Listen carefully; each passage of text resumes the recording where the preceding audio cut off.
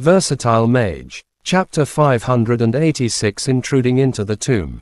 A great bunch of lightning forked out into their surroundings.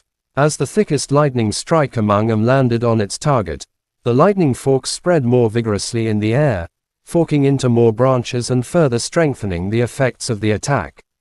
As a result, the lightning strike blasted a hole through the corpse general's body. The flesh under the gray-white winding sheets was scorched black. Half of its shoulder was gone.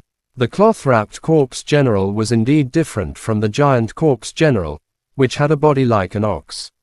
When Mofan was fighting against the giant corpse general, even his third-tier lightning strikes were ineffective against it. Meanwhile, it turned out that even though the cloth-wrapped corpse general was shockingly fast, it was not too difficult to kill it after restricting its movements. The cloth-wrapped corpse general did not seem harmed after suffering the damage. Its eyes emitted a crimson glow as its body began to spin rapidly on the same spot. It continued to spin at a faster speed, turning itself into a metallic drill, digging into the ground. The forest of Kun did not have roots under the ground. Even if there were roots produced by the spell, they were fairly fragile. As such, if the target was capable of digging into the ground, the forest of Kun would lose its effectiveness. Soon, the new hole was the only thing left in the forest of Kun. The corpse general had disappeared without a single trace. "Damn it, we let it run away," said Scarface furiously. "Isn't that good news for us? We can now regroup with the army. It feels like they have already gone far away." Shorty turned around and glanced at the army advancing into the distance. Yu Kingsu was not too satisfied with the outcome. If she knew the creature was capable of digging into the ground, she would have tied it up with vines first.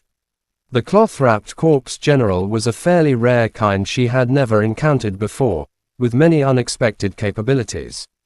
If she were able to secure its undead crystal, it would improve her ranking. A soft, strange sound came from behind Scarface, like someone was stepping on ice. "Did any of you hear?" Shorty was just about to speak when the ground half frozen by Scarface suddenly cracked open. Two winding shits lunged out from the gap suddenly. The winding shits flew at Scarface. They intertwined and instantly wrapped around the man's throat. However, the big man was able to react quickly. His figure was covered in light the moment he was ambushed. The light brown glow rapidly transformed into plate armor, turning him into a brown armored knight. However, the winding shits were not intended to inflict any damage to begin with. Even though Scarface was protected by the armor, he was still dragged away by the winding shits around his neck. While everyone was still reacting, Scarface had already been dragged over 10 meters away, into a yawning tomb that none of them was even aware of in the first place. Save him quick." Yu Kingsu panicked. She immediately chased after Scarface. Unfortunately, Yu Kingsu did not have any movement spells. She had no chance of catching up to Scarface, who was being dragged away rapidly. The whole sequence had only lasted a second. Both Mofan and Shorty had no clue what spell they could cast to save the man. He was dragged into the cave. "How are we going to save him? Are you implying that we should all jump into it?" Shorty went up to the cave, and discovered that it was completely dark inside. Vision was not their true concern, but the cave seemed to be extremely narrow.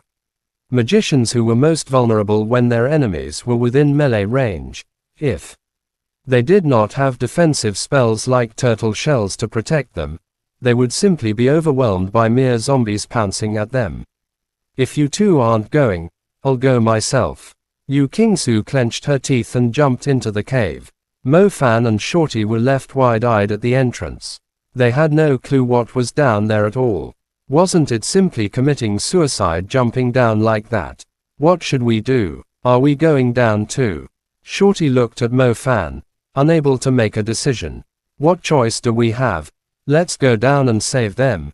Little Flame Bell, come out," yelled Mofan. Mofan began to cast the intermediate star pattern of the summoning element, yet when he was only halfway drawing the star pattern, the little flame bell had already come out herself, extending her fist into the sky, as if she had come out to save the world. Mo Fan felt a surge of disgust. He should not have let her watch Ultraman.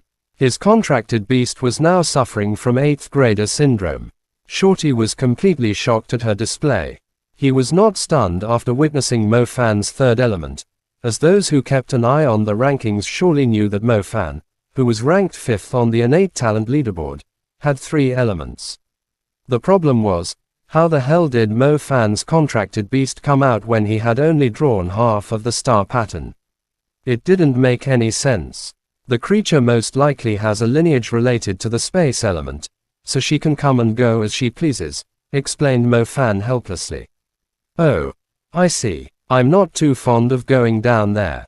I'm afraid that I won't have the chance to see my son who's going to be born soon, Shorty expressed his real thoughts.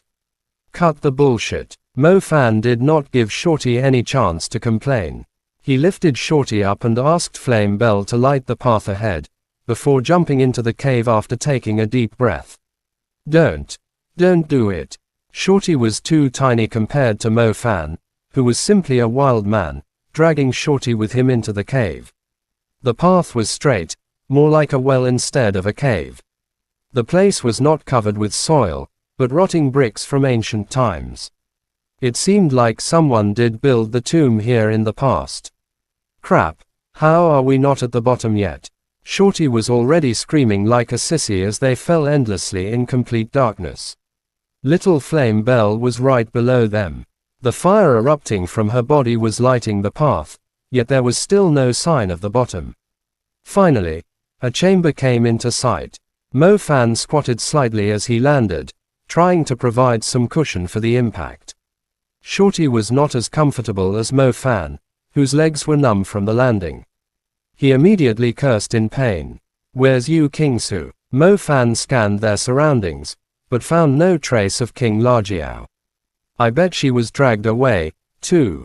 It's not difficult to try and kill the cloth-wrapped corpse general on the surface, but now that we're in its territory, we're most likely doomed, said Shorty, who had been incredibly unwilling to come down here. I thought we were going to see undead everywhere down here. In fact, it's quite spacious. Mo Fan used the light emitted by Flame Bell, the moving light bulb, to check his surroundings. Chapter end. Please guys like, comment, share, and subscribe.